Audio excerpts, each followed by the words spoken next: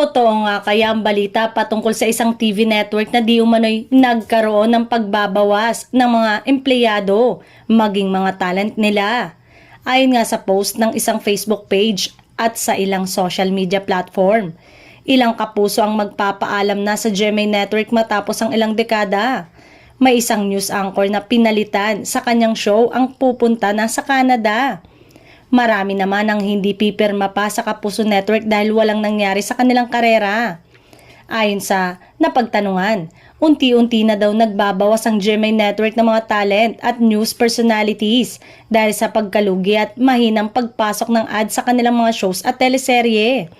Free TV is dying at alam na alam ng GMA Network yan. Kamakailan nga ay nag-anunsyo na ang sisimulan na sa pagtatapos ng taong 2024. Mawawala na ang analog television. Malaking epekto nga ito sa TV network na kasalukuyang gumagamit ngayon ng TV analog kung saan malaki ang reach ng kanilang palabas.